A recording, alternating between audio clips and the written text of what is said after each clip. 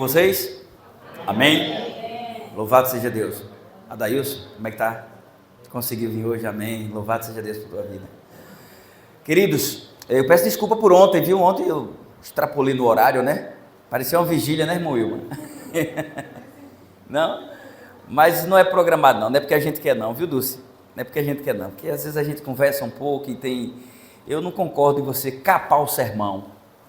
Tipo assim, a gente, quando ia para a festa, a gente ficava amanhecia o dia, dava vontade de emendar na outra. Eu mesmo já fiz isso. Uma vez eu fui para uma vaquejada, eu cheguei num sábado à tarde e eu fui chegar em casa na segunda de manhã.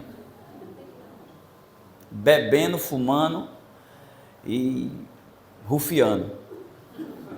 Prejudicando a saúde, o bolso e a moral. Hoje eu tenho nojo quando eu lembro. É por isso que é bom você... Quem está de fora vê quem está apanhando na briga, né? Hoje eu estou de fora e vejo tem um tanto de gente lá apanhando. Gastando dinheiro, a saúde, prejudicando a família em casa. E os amigos de bar, sinceramente, são conhecidos. A maioria, viu? São poucos que você pode contar como amigos. Pouquíssimos. Você me deu a carona até as 8 cruzes? É a senhora? Orou por mim ainda? Orei mesmo. Eu cheguei a me arrepiei agora. Eu estava pregando, acho que em Vaza da Roça, ou foi Mairi, aí eu vi ela, estava no ponto aí, né? Aí estava mais outra senhora. Eu e a Amélia aí, dando a mão. Aí deu a mão, eu digo, eu vou dar carona nessas senhoras, e dei carona. Eu digo, eu não vou, lembra que eu falei, eu não perco a oportunidade de orar com alguém? Ó, e eu orei com ela, eu não sabia que a senhora era mãe dele. Mas foi você que orou comigo, quando parou lá. Lá na Sete Cruz. Fiz uma oração por vocês. Amém, louvado seja Deus. A senhora já tomou estudo bíblico? Eu já fui batizado. Já foi batizada? E o senhor José João? Ainda não? Pois vocês dois vão se batizar. Ele vai se batizar, a senhora vai se rebatizar. Sabe por quê? Porque lá fora o mundo não presta não, viu? Se prestasse eu ficava lá. Vá por mim. Pode ter certeza disso. Se prestasse, eu não tinha voltado para a igreja. Eu ficava no mundo. Está ouvindo, irmão Jaime? O mundo é cilada.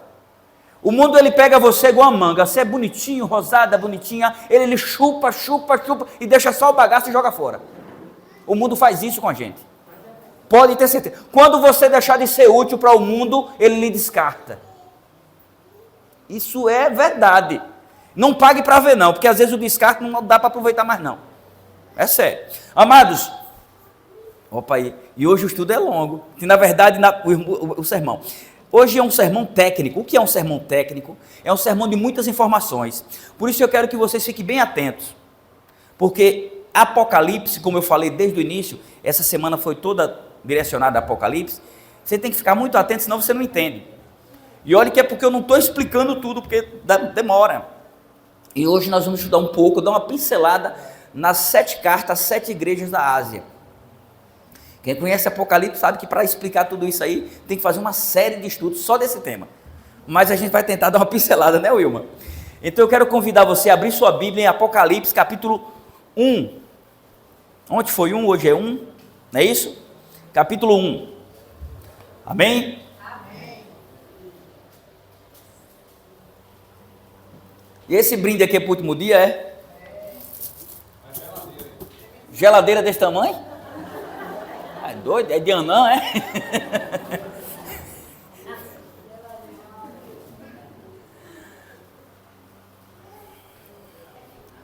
Amém? Amém? Vamos elevar o nosso pensamento a Deus e vamos orar. Senhor nosso Deus, nosso Pai Criador e Mantenedor, muito obrigado, Pai, por mais esse dia de vida que o Senhor nos concedeu. Obrigado, Senhor Deus, pelas decisões tomadas ontem. O irmão Vadinho decidiu entregar a vida dele a Ti, para que o Senhor possa continuar sendo o Senhor de sua vida, agora com a diferença. Ele quer trilhar nos Teus caminhos, Te obedecendo e ganhando almas para Ti, Senhor. Também a Tua filha Laina, que volta para o Teu redil, que o Senhor possa, Senhor Deus, acolhê-los em Teu trono de graça. O irmão João também, Pai, volta para Teus pés. Ele agora volta decidido a ficar, Senhor Deus. Que o Senhor o fortaleça nessa decisão. Também a irmã Helena, que ela possa, Senhor Deus, voltar a Te servir em verdade e em espírito, que não venha olhar para os obstáculos, e que através dela, o Senhor José João também possa tomar sua decisão, para que todos possam dizer, em alto e bom som, eu e a minha casa serviremos ao Senhor. Pai, nesse momento iremos estudar a Tua palavra. Está aqui aberta, Senhor Deus. E nós te pedimos a Tua bênção sobre nossas vidas. Que o Senhor venha falar aos nossos corações através da mesma. Que o Teu Santo Espírito possa se fazer presente em nossas mentes e em nossos corações. Abençoa cada irmão que nos visita, cada família representada através de cada um deles. Por favor, Senhor, seja conosco agora e sempre. Atende a nossa oração, é o que te pedimos e suplicamos, em nome do Teu Filho Jesus Cristo. Amém. Queridos, Apocalipse capítulo 1, versículo 4 diz o seguinte: João, as 7 igrejas que se encontram na Ásia, graça e paz a vós outros, da parte daquele que é, que era e que há de vir, da parte dos 7 espíritos que se acham diante do seu trono, e da parte de Jesus Cristo, a fiel testemunha, o primogênito dos mortos e o soberano dos reis da terra. Amém? Amém. Queridos, a maior parte dos livros do Novo Testamento são cartas escritas pelos apóstolos e principalmente por Paulo. Essas cartas, elas não se limitam só àquela época, né? Elas se encaixam à nossa época também, com exceção de alguma tradição. Algumas pessoas pegam a tradição e traz para agora, e aí por isso que tem muitas igrejas, muitas denominações, muitas doutrinas, estão vendo? Porque as pessoas confundem orientações com tradição, ou melhor, tradição judaica. Por exemplo, existem alguns costumes judaicos, né, que nós não usamos. Algumas pessoas dizem que a observância da lei é costume judaico, não é? É judaico ou não? A lei foi dada quando? No céu. A irmã Vilma respondeu, eu nunca imaginei que alguém ia responder assim.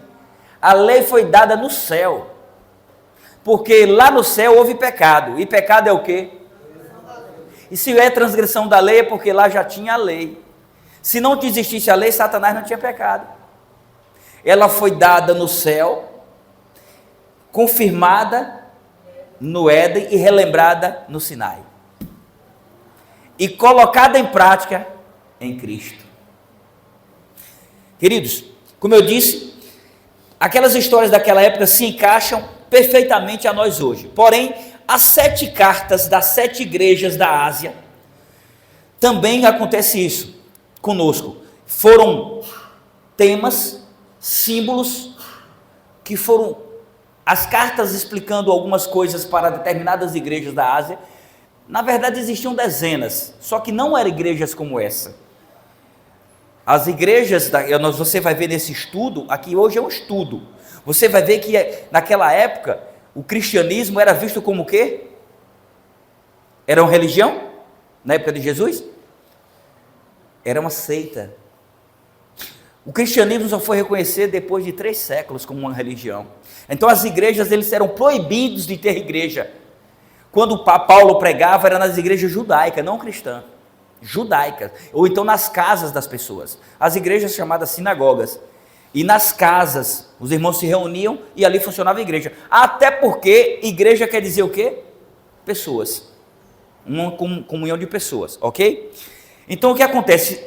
As 7 cartas às igrejas da Ásia tem tudo a ver também com o nosso hoje.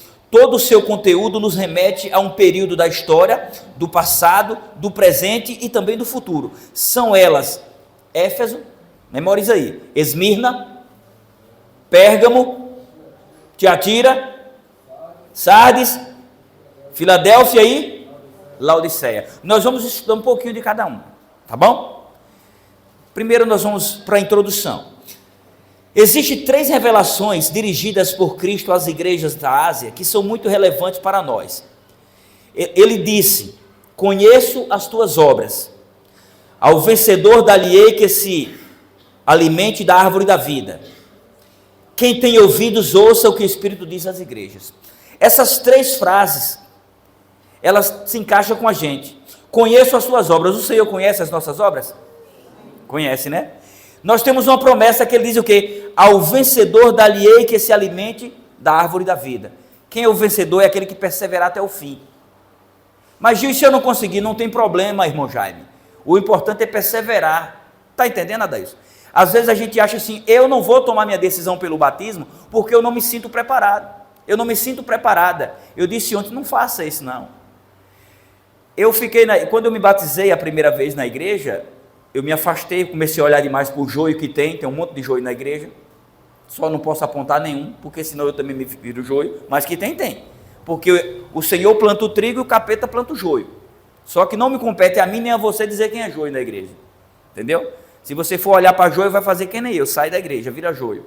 Então eu me afastei da igreja, entendeu? E o que acontece? E depois que eu voltei para a igreja, eu entendi uma coisa: nós precisamos perseverar. Lembrei, eu estava aqui tentando lembrar, viu? Na verdade eu estou com um problema de saúde já tem algum tempo, desde o começo, final do ano passado. Algumas pessoas dizem que o que eu vou falar é besteira, mas a médica, a neurologista, disse que foi sequelas da vacina. Eu só tomei 2 doses. Tem pessoas que desenvolveram trombose, outros não teve nada, isso vai do sistema imunológico de cada um. Eu fiquei com um pouco de demência, eu tomei remédio para demência e Alzheimer, acredita? Um cara com 46 anos, eu tomei ainda uns 4 caixas, mas ainda esqueço das coisas. Eu não estou esquecendo de comer porque a barriga ronca, aí eu como. Mas às vezes eu estou falando alguma coisa e dá trabalho para lembrar. Ultimamente eu tenho anotado quase toda a minha fala, porque senão eu esqueço. E eu não era assim não, eu era muito esperto, muito. Mas hoje estou devagar demais. Eu acho que é a idade também, né?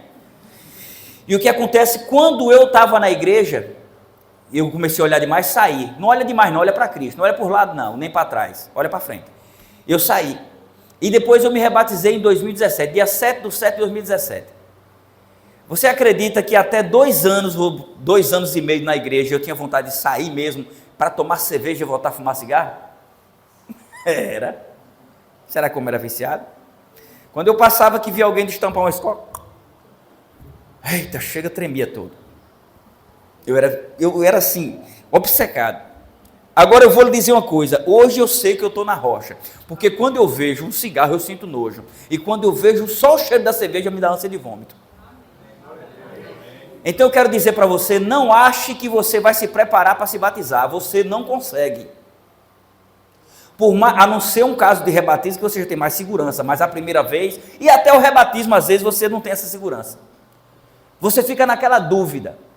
Você começa a lembrar das ofensas que sofreu na igreja, das decepções que passou, dos irmãos metidos a besta, que tem, não tem jeito, e você começa a sentir, eu preciso disso? Não, você não precisa disso, você precisa de Cristo.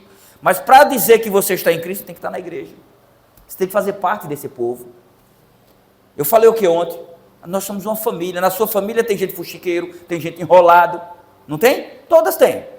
Não tem jeito. Nem que seja um, tem lá. Aí você está agora fazendo parte de uma família mundial e você acha que não vai ter? Você só não precisa compactuar com ele. Faça a sua parte. Cuida da sua sardinha para não queimar. Tá bom? Então você não pode deixar de perseverar, porque senão você não vai poder ser chamado de vencedor e comer da árvore da vida. Ainda tem um alerta aqui, quem tem ouvidos ouça o que o Espírito diz às igrejas, aqui no caso a nós, entendeu? A verdade é que Deus nos conhece e sabe das nossas limitações, Ele sabe qual foi a real motivação que nos trouxe aqui hoje, entendeu? Ele conhece a tua insegurança, Ele conhece a sua dor. Sabe por que Ele conhece a sua dor? Porque Ele sofreu. Engana-se quem achar que Cristo não sofreu. Ah, mas Ele era Deus. Deus, homem. Cristo dormia? Dormia. Ele comia? Comia. Ele chorava? Chorava. Ele sentia dor. Ele era Deus, mas Ele não usou os atributos de Deus para vir à terra, a não ser para beneficiar as pessoas. A Ele não. Não tem uma passagem bíblica que Jesus tenha usado um milagre para favorecê-lo, só para fazer pelos outros. Ele sentia fome, ele sentia dor, porque ele tinha que vir como um homem, para sofrer como um homem, observar a lei de Deus como um homem, para nos dizer que é possível. Porque se fosse para ele observar a lei como Deus, aí era desigual para a gente, né? Era injusto, não era, irmão Jaime? Não, ele veio como um homem e observou a lei, ele não pecou. Ah, mas a nós é impossível. Sim, a nós é, mas se estivermos em Cristo, não. Porque é Ele que nos capacita, está entendendo? Ou seja, saiba que ele tem algo especial para você e para mim, eu creio, mas não vai forçar você a receber. Ontem eu fiz apelo para batismo, veio 3 pessoas, a minha vontade era que viesse todos, eu tenho orado para isso, mas eu não posso forçar ninguém, porque Jesus também não força. Ele não força você a aceitar, a você tomar sua decisão. Só que assim, você também não vai fazer com que ele abra a porta da graça depois de fechar. Você está ouvindo? Não tem oração, não tem intercessão, porque acaba a intercessão. Não tem mais. Noé foi visto como doido enquanto clamava ao povo para entrar na arca, que teria o dilúvio, e as pessoas chamaram de louco. Mas depois que fechou a porta, aí neguinho ficou gritando: abre, Noé! Deus fechou por fora. E o que ele fecha? Ninguém abre. Amados, talvez você se sinta desiludido, desiludida com algo ou com alguém, triste por uma escolha errada sua ou do seu filho ou do seu marido, alguém que falhou com você. O que você precisa fazer para não sofrer uma depressão e não ficar desconfiado de todo mundo é confiar no Senhor, é depositar sua confiança em Deus, porque o homem, a mulher, o ser humano, ele vai lhe decepcionar, vai. Você só se conhece quando você ouve um não. Ouvindo um sim, todo mundo é bom, todo mundo é cristão quando a coisa vai boa.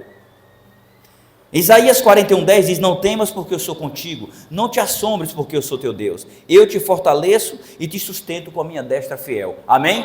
Amém. Faça desse versículo o seu alvo para você seguir.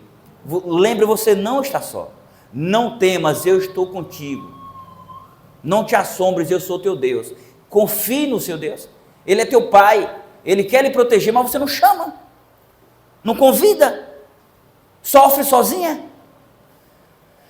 Você é especial. Quando Deus diz ao vencedor, é porque ele quer fazer de você o vencedor. Ele não fez você nascer para ser um derrotado, uma derrotada. Eu falei sobre isso ontem.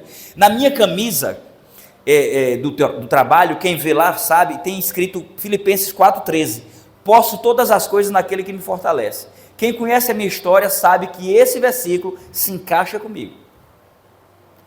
Um camarada que não podia comprar um carrinho de mão porque não tinha R$35 para comprar. Eu não estou rico não, gente, mas eu lhe garanto uma coisa, eu já doei muitos carrinhos de mão. Eu não podia comer um lanche na rua, porque senão não tinha como pagar o carro pegando feira, porque às vezes na linguagem do camelô colava e ficava o dia todo com fome. Aí o camarada, algumas pessoas vê você na sombra hoje e fala: menino de sorte. É fé em Deus e perseverança. Aí você entra na igreja hoje e já quer um cargo. Você entra na igreja hoje e já acha que pode cantar, pode pregar. Se você tiver dom, amém. Mas vá devagar. Não se afoite demais não. Deus quer te usar, mas é no tempo dele. Quando você vai com muita sede, você pode entalar, dar aquela dor, né? Em vez de fazer bem, faz mal. Então vá devagar, porque senão você vai se decepcionar. Não crie expectativas como eu criei da primeira vez. Hoje eu estou indo pisando mais consciente, sabe? Lembrou de alguma coisa aí, não foi? Vá devagar, senão você se decepciona. Hoje eu piso firme. Deus nos fez com 2 ouvidos e uma boca, para nós ouvir mais e falar menos. Com exceção do pregador que está com o microfone. Mas vocês, quando eu não estou, eu tenho que ouvir mais. Quantos mal entendidos faz com que uma amizade acabe? Um casamento se desmorone, porque não tem diálogo. Agora nós vamos falar um pouco das igrejas. Primeiro, Éfeso. A igreja de Éfeso, presta atenção, ela é elogiada em Apocalipse capítulo 2:2, não precisa você abrir não, viu? Por ser perseverante, não permitindo que mentiras e heresias deturpassem a palavra de Deus. Essa igreja teve seu auge no 1º século da era cristã. Nesse período, milhões de pessoas se converteram ao cristianismo. Porém, Éfeso, depois que foi repreendida por ter abandonado, depois foi repreendida, já está no versículo 4, por ter abandonado o que? O primeiro amor. O que é o primeiro amor? Quando casamos, ou melhor, quando namoramos, estamos apaixonados. Vocês já casaram já, vocês dois? Já? Quanto tempo? Está no primeiro amor ainda, está bom demais, está bom, é esse amor que Deus quer. Volta ao primeiro amor. 1 ano é lua de mel. É bom demais da conta. Apesar que eu estou com 17 de casado, ainda estou na lua de mel, viu? Tem lua e tem mel. Graças a Deus, viu, irmão? O primeiro amor é esse. É um para o outro. É dedicação. É um tentar entender o outro. O primeiro amor é quando você vai realmente, aí você pode, para os braços de Cristo, vá com sede. Vá que Ele vai saciar sua sede. Ele vai lhe fortalecer. Ele vai lhe dar força. Esse primeiro amor, é isso que Ele quer. Isso que Ele queria de Éfeso. Que ela voltasse ao primeiro amor. A segunda igreja, Esmirna. Essa igreja só recebeu elogios de Cristo. Só recebeu elogio.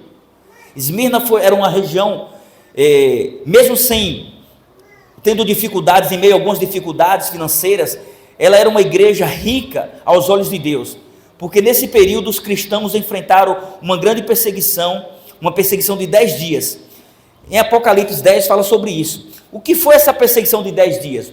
No ano 303 ao 313, 10 dias aqui corresponde a 10 anos, houve uma grande perseguição no meio dos cristãos, mas os exemplos dos mártires que enfrentaram essa perseguição deixa ânimo para a gente. Foi nesse período que um certo homem, um certo pastor, por nome de Policarpo, por não negar sua fé em Cristo e não adorar César, foi condenado à morte. E ao ser levado para ser decapitado, ele disse: durante 50 anos da minha vida eu sirvo ao meu Jesus, e ele nunca falhou comigo, como eu poderei falhar com ele? Ele não falhou. Quando eu li o livro de Flávio Joséfo, História dos Hebreus, ou Guerra dos Hebreus, tem vários, 1370 páginas, difícil alguém querer ler, mas eu li todo. Eu vou te dizer uma coisa, enriquece o nosso conhecimento. Gente, ali tem um detalhe, Flávio Joséfo não era cristão, ele era judeu, mas ele não era cristão, e ele comprova a existência de Cristo. Você sabia que tem pessoas que não acreditam na Bíblia, mas acreditam num livro extra-bíblico? Não acredita na Bíblia, mas vai ler um livro de um escritor daquela época, o próximo, que dá os relatos, aí o cara acredita. Fala sério, isso é o ser humano. Desacredita da palavra de Deus para acreditar na palavra do homem. Mas o Flávio Joséfo comenta sobre esse certo judeu por nome de Cristo, que tinha milhares de seguidores. Tem lá, em História dos Hebreus, e ele conta alguns testemunhos de fé. Esse de Policarpo mesmo, é um dos comentários que está lá, desse homem que foi um homem fiel até a morte. Suas últimas palavras, como eu falei, foi: eu fui servir ao Senhor por meu Jesus, e Ele nunca falhou comigo, jamais eu poderia falhar com Ele. Sabe quanto tempo Cristo tem estado conosco? Você quer saber? Sempre. O projeto de Deus se desenvolveu lá no céu, antes do pecado. Ele sabia que nós iríamos pecar, Ele sabia que iríamos cair, mas mesmo assim, Ele permitiu. Mas por que Ele permitiu? Porque se Ele não permitisse, você não era livre. Você cria filhos, você tem uma filha linda, vai se batizar, né? Vai ter um momento que você não vai poder controlar a vida dela. Você vai dizer: filha, por aqui é melhor, mas ela só vai se ela quiser. Ela é livre para escolher o certo e o errado. Você também. Deus está olhando de lá: Adailson, toma a decisão. Adailson, acompanha a tua esposa. Adailson, acompanha a tua filha. Jeovazinho, que morreu, teve lá na igreja, lá na loja, alguns dias atrás, eu comentei ontem aqui, e Jean do Morro Chapéu falou: o que é que nós fazemos para ver esse homem de volta para a igreja? Ele até brincou, mas não voltou. Eu rogo a Deus que ele tenha tido tempo de se arrepender e entregar a vida dele ao Senhor antes de fechar os olhos. Morreu ontem. Morreu, enterrou agora à noite. O corpo chegou, era 3, quase 4 horas. Muita dor da família. Ninguém conta com a morte. Mas eu comecei essa semana de oração falando para vocês que nós temos que nos preparar para quê? Tem alguém aqui se preparando para a morte? Tem, não? É para ter. Eu estou. No domingo eu quase virava afinado. O cachorro, eu bati com o cachorro na frente no carro, o carro quase capota. Então nós temos que nos preparar para a morte, porque infelizmente a morte é uma realidade, a salvação é a esperança. Nós temos certeza que seremos salvos, se estivermos em Cristo. Mas o dia e a hora, nós não sabemos que iremos partir ou que ele vai voltar. Queridos, nós falamos sobre Esmirna, essa perseguição que houve do ano 313 a 313. Agora Pérgamo, essa igreja se destacou por ser fiel ao nome de Jesus e não renunciado à sua fé. No ano 313, presta atenção aqui, depois de Cristo, Constantino, o imperador de Roma, Constantino assinou o Edito de Milão, dando liberdade de culto aos cristãos que até então era visto como seguidores de uma seita. Lembra o que eu falei? Os cristãos, até o ano 313, eram vistos como seita. Então, você, como adventista do sétimo dia, quando você for taxado de ser membro de uma seita, não fica triste não. Porque quem lhe falar que você é membro de uma seita, você vai falar, tem nada não, aceita que dói menos. Ou então você fala, aceita o estudo bíblico. Aí, mas eu não sei, chama quem sabe, chama o Wilma, chama Zé Dimar, chama o pastor, chama uma pessoa, chama o irmão Jaime, chama alguém que já tem mais conhecimento. Você diz que é uma seita, pronto, aceita o estudo. Depois dos estudos, você, se quiser, continue com sua concepção. Porque eu falava que era uma seita. Até Zé de Geilza, Zé Araújo, me dá o estudo. Quando ele me deu o estudo, eu tive que engolir a minha crítica. Porque não é uma seita, é uma igreja séria e a doutrina é bíblica e verdadeira. Mas porque geralmente nós somos uma Maria vai com as outras, nós nem sabemos do fato e começamos a repetir, propagar notícia falsa. Aí falamos que a igreja adventista é uma seita, que isso é aquilo. Não é assim? É. Por exemplo, as pessoas falam que a maçonaria é coisa do demônio. Quem aqui já foi na maçonaria? Pode levantar a mão. Passou em frente. O senhor já entrou lá e viu o ritual? Mas as pessoas não falam que é coisa do demônio? Só que eu conheço um monte de pessoas boas, pessoas honestas, sinceras, que eu fico pensando, não tem como essa pessoa fazer um ritual satânico. Tudo bem. Só que eu não posso julgar aquilo que eu não conheço. É uma associação secreta. É uma associação secreta. E ela exerce muita filantropia, ajuda muitas pessoas no anonimato e ninguém nem sabe. Mas eu não posso dizer que é de Deus e nem posso dizer que é de Satanás porque eu não conheço. Você entendeu? Ou seja, eu me perdi, em Pérgamo, não é isso? Pérgamo. Constantino assinou o Edito de Milão, dando liberdade ao culto, dando liberdade de culto aos cristãos, que até então eram vistos como seita. Com esse gesto do imperador, a igreja se expandiu ainda mais. 10 anos depois desse edito, Constantino se converteu parcialmente ao cristianismo, levando com ele suas práticas pagãs. Olha, gente, por que eu estou contando isso aqui? Vá vendo o enredo da história, viu? Tudo aqui tem a ação de Deus e o dedo do capeta. Tudo que eu estou falando aqui tem a ação de Deus, a providência de Deus e a providência do cão.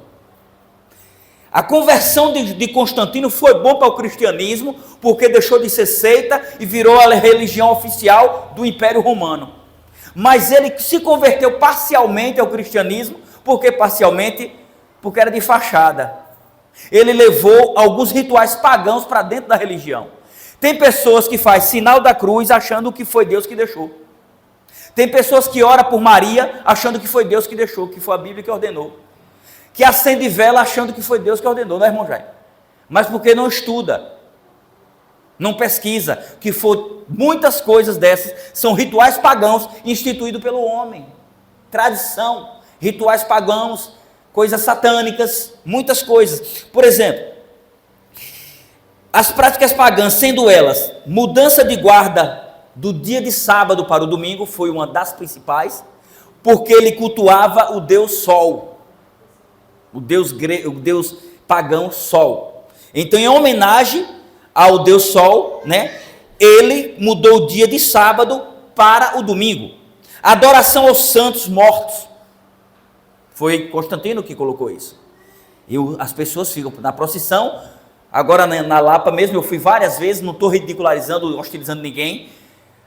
Na festa de Nossa Senhora da Soledade, eu cansei de ir lá com uma velazinha pingando, me queimando todinho, mas eu ia lá, na procissão de Nossa Senhora da Soledade, eu não perdia.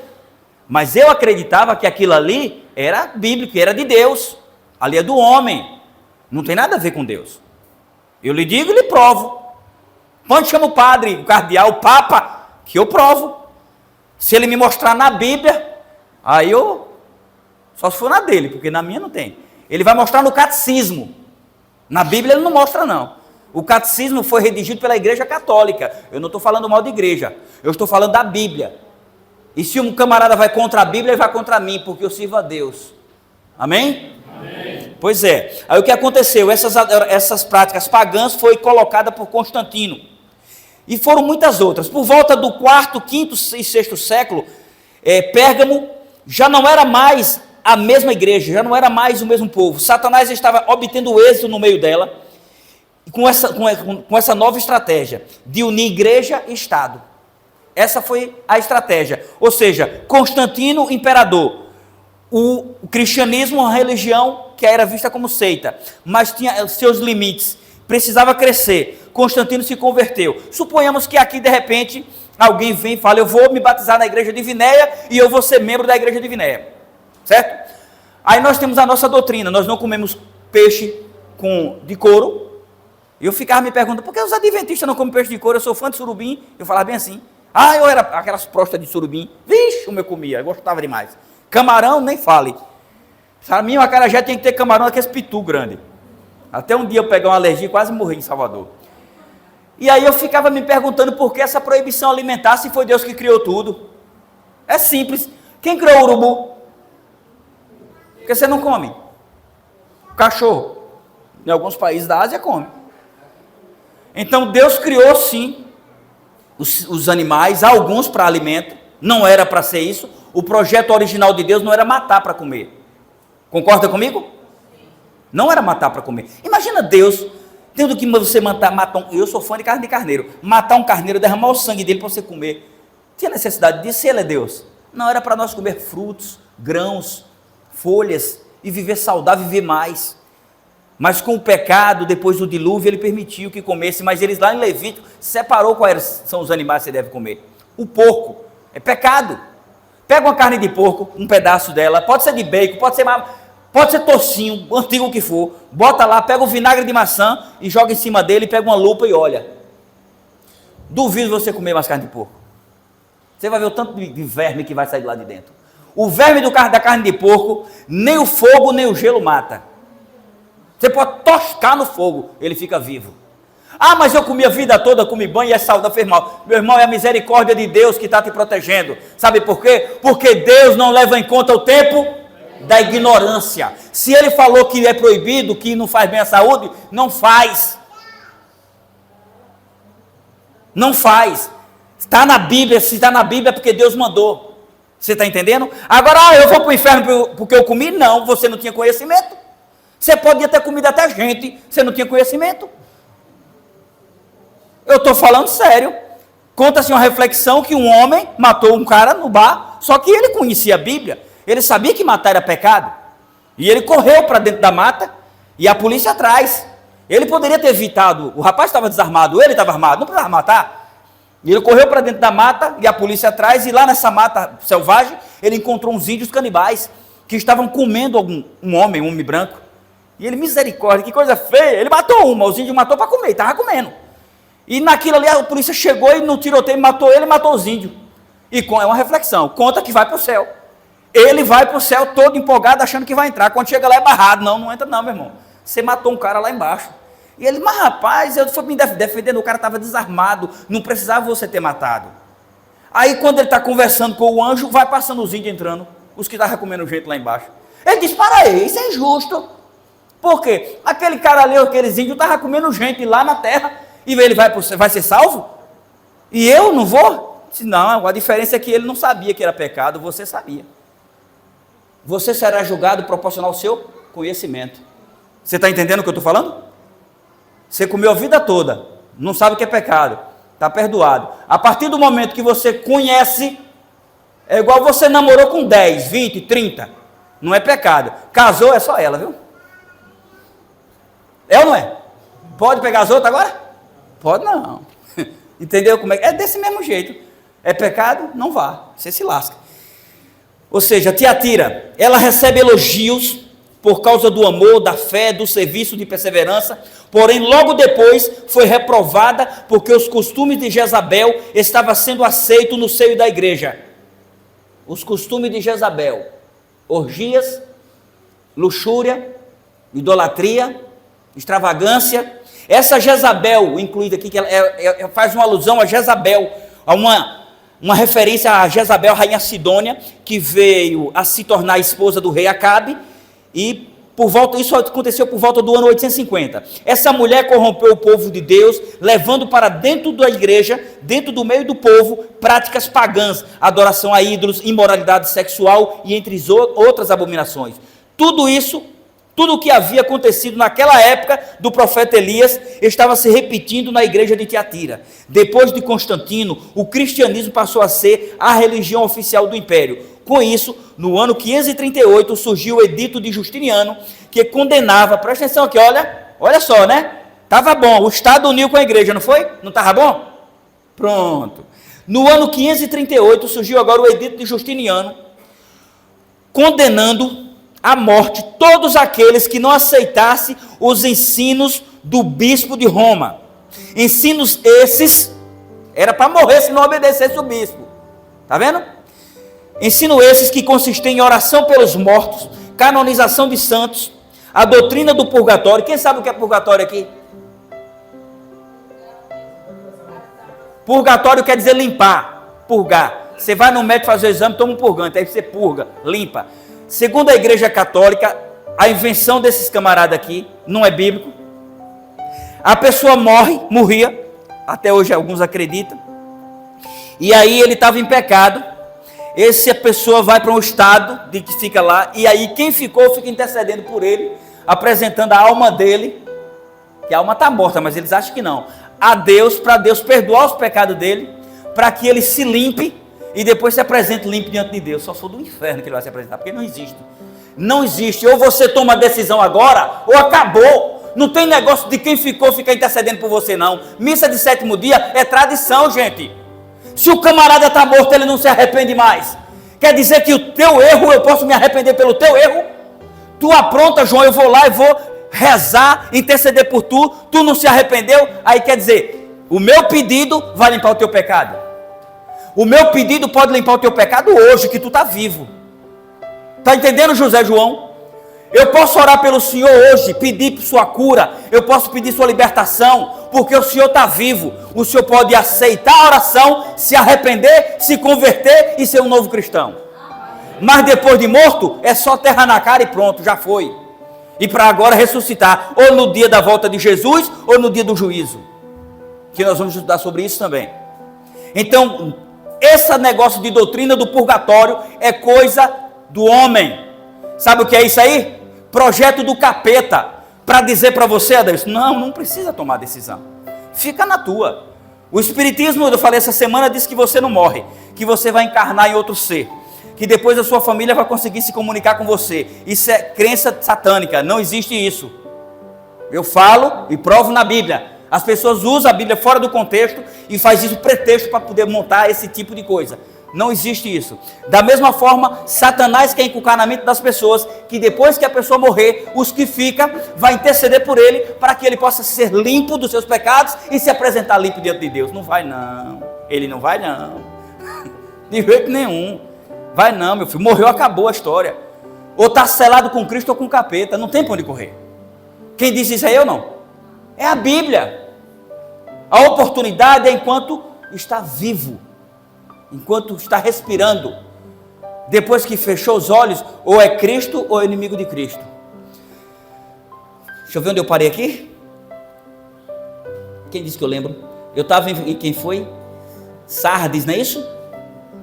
Não, eu estava em Tiatira. Ou seja, a doutrina, né, do bispo de Roma, que era confissão de pecados, se confessar com homens. Esse período se iniciou por volta do 5º século e foi até o 15º século. O poder, o império, o poder, a supremacia de Roma. Período esse conhecido por a Idade Média. Filadélfia, essa igreja, No início foi uma igreja de pouca força, mas não foi reprovada por Cristo, porque mesmo diante das dificuldades, ela permaneceu fiel, não negou seus princípios, manteve-se pura, amém? Ela representa o período final do século XVIII a início do século XIX. Em seguida, a palavra de Deus ganhou força por todo o mundo. Foi justamente nesse período que surgiram campanhas missionárias por todo o mundo. Foi também nesse período que surgiram as organizações das sociedades bíblicas do mundo, a britânica e muitas outras. Então a Bíblia, que havia sido proibido para as pessoas, era confiscada e queimada, agora ela estava crescendo a distribuição das Bíblias com as gráficas, com as editoras, com as sociedades bíblicas. Então esse período aqui foi um período de glória para o cristianismo, amém? Veja que todas essas cartas têm um significado do tempo, para o tempo. Agora nós vamos para uma outra aqui. Essa aqui que eu vou agora, essa é a nossa igreja, hoje, Laodiceia. Ao contrário das demais igrejas, que eu já falei Filadélfia, foi agora. Laodiceia, ao contrário das demais igrejas, Cristo não dá um elogio sequer a essa igreja, e sim uma repreensão por sua o quê? Mornidão espiritual. O Senhor diz, tu não é nem quente nem frio, eu estou a ponto de quê? De vomitá-la. Em Apocalipse capítulo 3, versículo 19, o Senhor fala isso. O Senhor Jesus disse-lhe, eu o repreendo e disciplino a quem amo. Por isso que ele está lhe repreendendo hoje. Sê, pois, zeloso e arrepende-te. Vejam só, apesar da triste condição da igreja de Laodiceia, mesmo sendo reprovada por todos os seus erros, Jesus ainda lhe ama e lhe oferece a oportunidade de uma comunhão pura, plena e verdadeira com Ele. Ele oferece a Laodiceia a oportunidade de fazer uma nova história com essa igreja. Gente, minha irmã da sonoplastia, estamos juntos. Essa igreja de Laodiceia retrata o tempo de hoje. Hoje nós temos muitas igrejas lotadas, adventistas e muitas outras, mas nós temos um monte de crentes, só que poucos cristãos, poucos soldados de Cristo, poucas pessoas fiéis, pessoas que se zangam com qualquer coisa e saem da igreja achando que a igreja é do homem, pessoas que se aborrecem com qualquer coisa, não vou devolver mais o dízimo. Eu disse ontem aqui, se o que lhe impede de tomar uma decisão para aceitar Jesus é dúvida sobre o dízimo, me peça, eu tenho um material para você estudar e ver. A igreja adventista é séria. Eu nunca pensei em minha vida de defender a igreja adventista, fala sério, eu que batia tanto. Mas eu tinha dúvidas, eu fui procurar. Eu quis saber quanto um pastor ganha, como é que funciona. Eu quis saber como é. E não tem essas informações, não está escondida para ninguém. Até no seu envelope do dízimo, quando você vira lá, está lá as informações. Só que eu tenho um estudo mais detalhado, é 54 páginas. Como é empregado o dízimo na igreja adventista, de forma mundial, como é empregado as ofertas. Você pode não concordar, mas duvidar da idoneidade da igreja você não consegue, porque você não tem como provar que existe falcatrua. Você está entendendo? Pode acontecer de entrar um tesoureiro ladrão na igreja, roubar o dinheiro da oferta e vazar. Aí é diferente. A igreja não tem nada a ver com isso, né? Aí ele vai ser punido por isso. Pode entrar um pastor que fuja com a irmã da igreja de 15 anos, 20 anos. Infelizmente isso aí, enquanto existir pessoas no mundo, vai acontecer. Mas a instituição é séria. Não tem esse negócio de vir aqui e pedir para você sacrificar a sua vida financeira para poder encher os cofres da igreja. Não tem não. É bíblico. E o que eu falei ontem e vou repetir. O que um pastor adventista ganha, ele ganha menos que um enfermeiro e muito menos que um padre. Padre ganha dinheiro? Ganha. Vai no Google lá, o nosso dicionário. Quanto ganha um padre? Você vai ver lá. Você está entendendo? Então se informe, para que você tire suas dúvidas. Que não deixe que empecilhos impeçam que você tome a sua decisão. Essa igreja, ela tem a mensagem verdadeira. Essa igreja zela por tua saúde física, mental e espiritual. E ela zela pela tua salvação. Ela não está preocupada em você entrar aqui só para trazer dízimos e ofertas. Quando eu vi um dia desse o pastor lá do nosso distrito, ia atrás de um rapaz que não tinha mais nada a oferecer, nem dinheiro e nem saúde. E ele foi apelar para ele se batizar. Aí você viu uma situação dessa, que interesse esse pastor teria de fazer com que aquele homem, aquela alma perdida, que não tinha dinheiro, não tinha nada para oferecer, nem saúde para levantar, para entrar no tanque, tinha que ser pegado para botar na água. O que ele tinha para oferecer para esse pastor insistir tanto pelo batismo desse homem? Ele tinha, sabe o que? A vida. O pastor tinha a salvação para oferecer a ele mediante Cristo. Eu duvido de algumas igrejas mercenárias que existem, que têm o nome de igreja, mas são templos de Satanás, fazer isso. Se você não tem nada, espera lá a visita deles. Espera. Tem não tem visita. Porque eu vim de lá, eu sei o que eu estou falando. Não estou dizendo que é todas, mas tem uma boa parte que é assim. Você tem? É bem recebido, senta no banco da frente. Aliás, ali atrás tem um monte de bancão bonitão, pode sentar ali. Ó. Mas não tem? Fica esquecido aí no meio do povo. Eu ainda não vi isso na igreja adventista. No dia que eu ver, eu repreendo. Eu não vou fazer como eu fiz, não. Sair e fiquei falando mal. Não. Eu vou falar aqui, usando o microfone, ó. Porque eu entrei para servir a Deus. E se eu ver coisa errada, eu vou falar.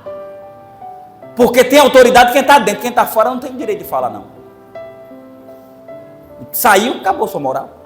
Que direito? Você não é mais membro? Você está entendendo? Então é desse jeito. O meu interesse também, igual do pastor, não é seu dinheiro. Primeiro que eu não quero o seu dinheiro. Dinheiro pouco eu tenho muito, graças a Deus. Só rir para não chorar. O meu interesse é que você tome a sua decisão, porque eu quero lhe ver no céu. O meu interesse é que você se liberte do vício, da depressão, da cobiça, da avareza, da prostituição, da pornografia. Que você viva em paz com sua esposa, com seus filhos. Que você seja respeitado pelo que você é, não pelo que você tem. Que verdadeiramente os seus amigos sejam seus amigos por amor, não por interesse. Por isso você precisa servir a Deus, porque Ele não vai te abandonar. Ele não vai lhe abandonar. Não espere chegar as horas difíceis para você saber quem são seus amigos. Nós temos muitos amigos, mas se nós não tivermos um verdadeiro vínculo de fidelidade e amor para com Deus, nenhum amigo vai nos satisfazer, porque nós não vamos ter confiança nas pessoas. E ao contrário do que algumas pessoas falam, maldito o homem que confia no homem. Isso está errado, não é isso que a Bíblia diz. É isso que a Bíblia fala? Se for isso, tu vai confiar no que eu estou falando aqui, Adailson? Nas palavras, mesmo sendo da Bíblia, mas tu vai confiar no que eu estou pregando? Porque ele vai dizer, para aí, a Bíblia diz, maldito o homem que confia no homem. Então esse camarada aí, eu não vou confiar nele. Não confia em mim, não confia em Deus. Porque a Bíblia não fala assim não. Ela diz, sabe como? Maldito o homem que confia no homem, faz dele seu braço e carne e aparte o seu coração do Senhor. Ou seja, maldito você, maldito eu, se confiar mais no homem do que em colocar o homem em primeiro lugar. Seja patrão, seja irmão, seja esposa, seja filho. Você nunca pode colocar nada e nem ninguém entre você e Deus. Isso é idolatria. Idolatria. Queridos, o irmão Demi tem mais uma música, não é isso? Pode vir se organizar, irmão Demi. Daqui a pouco você canta. A última mensagem que o Senhor Jesus mandou para a igreja de Laodiceia, a igreja a qual somos nós hoje. Infelizmente eu tenho que falar assim, que tem muitos crentes, mas poucos cristãos. É uma que serve para você que nos visita. Essa mensagem que foi para Laodiceia, porque quando a mensagem fala que é para a igreja, não é só para os da igreja, os membros da igreja, é para a senhora Dona Helena, é para o senhor, seu José João, é para você, Neca, é para você, Nadissô. Essa mensagem é para vocês, é para mim também, para nós. Ele diz bem aqui, ó, o Senhor Jesus reprovou a igreja, assim como Ele reprova muitas das nossas atitudes, muitas das coisas que nós fazemos, olhamos e pensamos. Ele reprova, mas Ele diz para você essa noite: eis que estou à porta e bato. Aquele que abrir a porta, se alguém abrir a porta, ouvir a minha voz, abrir a porta, eu entrarei na sua casa, cearei com ele e ele comigo. Sabe que casa é essa? É a sua vida. Cear quer dizer jantar, comer. Você só convida o melhor amigo, o mais íntimo, para comer na sua casa. Você não convida qualquer pessoa. O Senhor Jesus, Ele está à porta. Quando quer dizer está à porta, é que Ele está voltando. A porta quer dizer, Ele está à porta, Ele está chegando. Se você abrir, Ele vai entrar. E Ele vai ser seu amigo, Ele vai estar do teu lado no momentos difíceis. Ele vai te fortalecer quando você estiver caindo. E se você cair, Ele vai te levantar. Queridos, eu vou falar uma reflexão que eu já fiz essa reflexão várias vezes, mas eu quero que você preste bem atenção nela. Tem pessoas aqui que talvez nunca ouviram. Eu vou fazer uma pergunta e quero que você me responda com sinceridade. Para todos, preste atenção. Todos que estão aqui, crê na existência de Jesus? Que Jesus existe? Amém? Você crê que Deus é seu Pai? Você crê que Deus pode te ajudar? Amém? Amém, Dulce? Você crê em Deus? Crê. Por isso você está aqui. Essa pergunta parece uma pergunta bem idiota, né? Mas você vai entender por que eu perguntei. Conta-se a história de um alpinista que ele decidiu fazer uma aventura para ficar na história. Ele decidiu escalar um monte, muito mais, talvez na altura do Everest, o Monte Concagua. Eu não sei falar o nome dele, mas era muito alto. Essa é uma história baseada em fatos reais. Ele pegou os apetrechos, os pinos que fixam nas pedras, as cordas, a mochila, e foi. E os amigos falavam: não vá, ninguém consegue escalar esse monte sozinho, é muito alto, você vai morrer. Ele disse: não, eu vou porque eu vou fazer esse feito, eu vou bater o recorde, eu vou ficar na história, meu nome vai ficar para a história, eu preciso fazer isso. Você vai morrer, não vá. E ele foi. Ele se dizia ter muita fé em Deus, e começou escalando, subindo, colocando corda, escalando a montanha, e o tempo começou fechando, vai ficando escuro, e ele já estava muito, muito, muito alto, muito distante da terra, e já não enxergava mais nada, ficou escuro. Começou o tempo a fechar, frio, chuva, vento, e não se enxergava nada, nada, nada na sua frente. Ele não enxergava nem a própria mão. E ele tentou subir mais um pouco, e o que aconteceu? A corda se desprendeu, e ele foi caindo e gritando: Senhor, me acorde, eu estou morrendo. E de repente ele foi receber um puxavanco. Uma das cordas, um dos pinos que ele havia colocado, ficou preso na pedra, e o segurou. E ele ficou de um lado para outro na corda, escuro, tudo escuro, um frio de queimar a pele. Senhor, eu ia morrer. Pai, obrigado. Mas ele entendeu que se ele ficasse ali, ele morreria. Mas pai, eu preciso da tua ajuda, eu preciso sair daqui, eu não consigo, está escuro, eu não enxergo nada, está frio, está chovendo, me ajuda, Senhor. Oh Deus, me ajuda. Assim, igual você já clamou várias vezes. E em meio àquele silêncio, uma voz disse: filho, tu me chamaste? Senhor? Quem está falando? Deus. Você não me chamou? Chamei, Senhor. O que queres que eu faça? Ah, pai, me salva. Se eu ficar aqui eu vou morrer. Eu preciso sair daqui. Eu vou morrer congelado. Você confia em mim, filho? Confio, Senhor. Ele falou o mesmo que você falou agora. Você tem fé que eu posso te ajudar? Tenho, Senhor. Na sua mochila tem uma faca, não tem? Tem. Pegue a faca. Ele pegou a faca.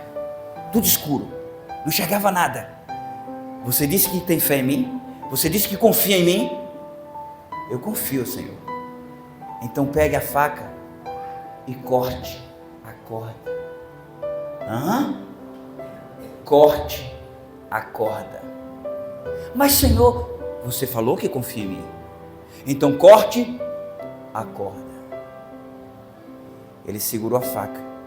E conta-se a história que no outro dia ele foi encontrado pela Defesa Civil, morto, congelado nessa posição, a apenas 1,5 metro do chão.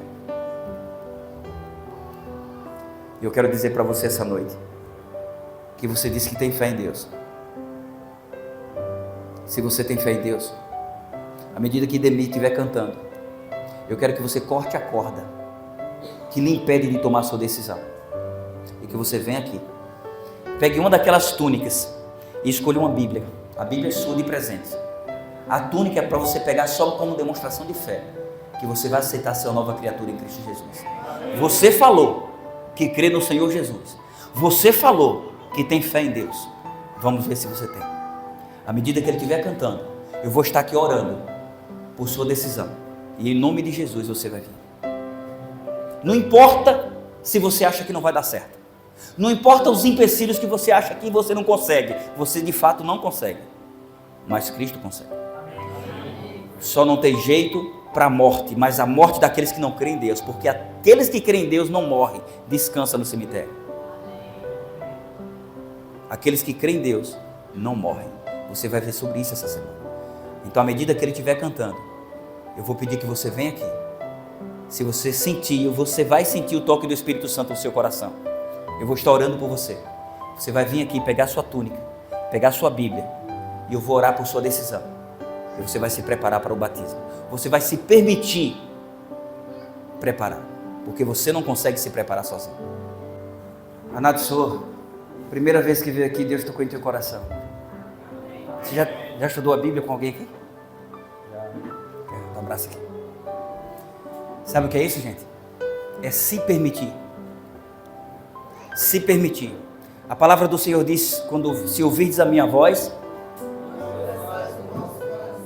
ele ouviu a voz do Senhor. Não foi a voz de Gil da Barraca.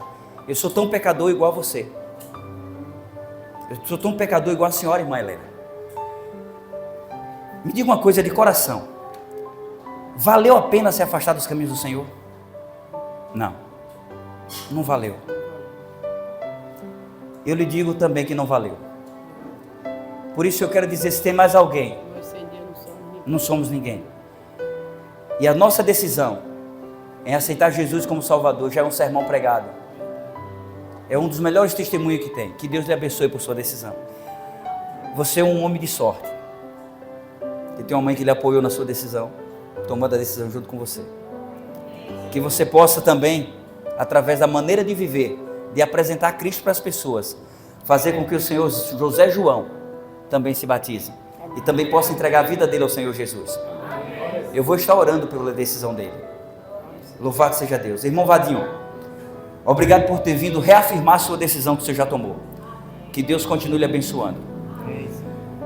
Nadsor, eu estou feliz, porque é a primeira vez que eu lhe vi, e eu tenho certeza, aqui, mas eu acho que já lhe vi em algum lugar. Já fui lá na sua loja lá. E a gente vê no brilho dos olhos dele, que o Espírito Santo falou ao coração dele. Que Deus te abençoe, meu irmão. Tem mais alguém que quer se juntar a esse time de vencedores? Eu sei que tem. Você quer vir, a barriga está tremendo, a perna está tremendo, a barriga está com aquele calafrio. Mas venha em nome de Jesus. Venha. Se você não quiser vir, eu vou aí. Eu vou e venho com você abraçado. Em nome do Senhor Jesus, venha. Mostre que você quer ir para o céu. Mostre que você abriu a porta para o Senhor Jesus entrar e fazer morada na sua vida. Tem mais alguém? Em nome de Jesus, não tenha vergonha dos que estão lhe olhando. Não tenha vergonha, todos que estão lhe olhando são pecadores, independente de serem ou não batizados. Somos todos falhos. Eu te convido em nome do Senhor Jesus Cristo. Tu não tem tempo. O Senhor Jesus está voltando. Ele está batendo na porta do seu coração. Tome a sua decisão quanto antes, em nome de Jesus. Você já ouviu vários sermões, você conhece a verdade. Para que viver uma fantasia? Para que viver uma utopia? Para que viver uma mentira? Noé implorou às pessoas que se arrependessem e entrassem na arca. Zombaram da cara de Noé. Morreram todos. Você quer que essa história se repita na sua vida? Creia no Senhor Jesus. Batize-se.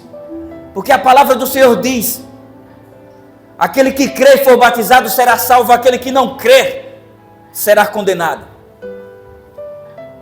Se você tem esse desejo, vem, eu quero orar por sua decisão. Tem mais alguém? Não? Se não tem, eu vou continuar orando.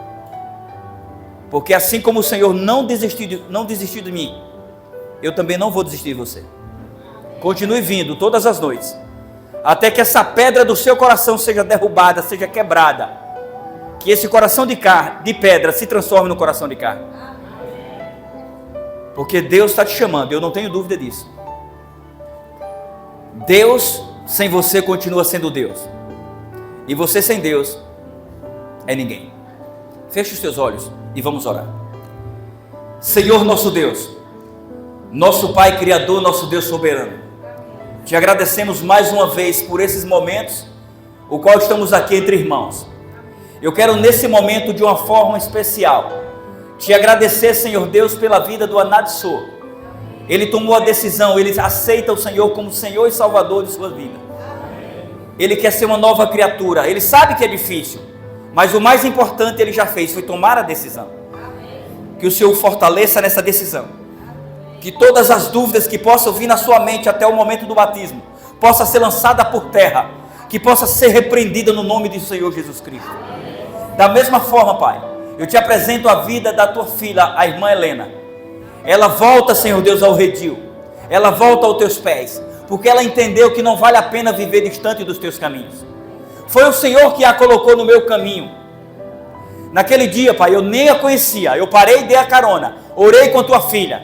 E eis ela aqui, Senhor Deus, para te honrar através da decisão que tomou. E para fortalecer o seu filho na decisão que ele também tomou. E que ela e ele possam ser canal de bênçãos na vida deles, dos seus familiares, dos seus vizinhos e dos seus amigos. Que verdadeiramente vidas possam ser alcançadas e transformadas através de suas vidas. Da mesma forma eu te peço, pela vida do irmão Vadinho e do irmão João, que vieram mais uma vez aqui à frente, reforçando a sua decisão de ontem. Eu sei também que tua filha Laila, ela já tomou sua decisão, e o Senhor está com ela selada no seu coração, e eu tenho certeza que ela também, Senhor Deus, abriu o coração e o colocou lá dentro, e de lá o Senhor não vai mais sair, porque o Senhor vai escrever uma nova história da vida dela. O passado fica para trás, e agora é uma nova história, agora como uma vencedora, como uma guerreira, como um soldado de Cristo. Tende misericórdia de sua vida, lhe blinda com o poder do Espírito Santo, e não permita que nada e nem ninguém venha contra a sua vida.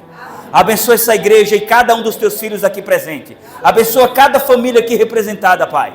Eu te peço por cada pessoa que tem o desejo de se batizar, tem o desejo de entregar suas vidas a Ti, mas ainda não conseguiram. Eu te peço por Negão. Eu te peço em nome do Teu Filho Jesus Cristo, que o Senhor quebre a pedra que está no coração dele, que lance por terra, e que ele entenda que ele não tem tempo, que o Senhor já lhe deu muitas oportunidades, mas o Senhor está com os dias abreviados para retornar aqui a essa terra, e o Senhor quer levá-lo para morar no céu. E eu quero, Senhor Deus, estar ao teu lado, abraçado com o Negão e com os nossos irmãos, que o Senhor possa incomodá-lo e que ele possa tomar a sua decisão o quanto antes, porque chega de dizer não, chega de fazer de conta que não é o momento. Por favor, Senhor, repreende todo e qualquer motivo que possa estar fazendo com que ele não tome essa decisão. Repreende e lança por terra, Pai, que ele possa te honrar através dessa decisão. Eu suplico pela decisão do Negão, em alto e bom som eu te peço, que ele possa selar sua vida contigo, tomando a sua decisão pelo batismo. Por favor, Pai, eu suplico e eu te rogo, em nome do Teu Filho Jesus Cristo. Amém. Louvado seja Deus. Eu estarei à porta para cumprimentá-los.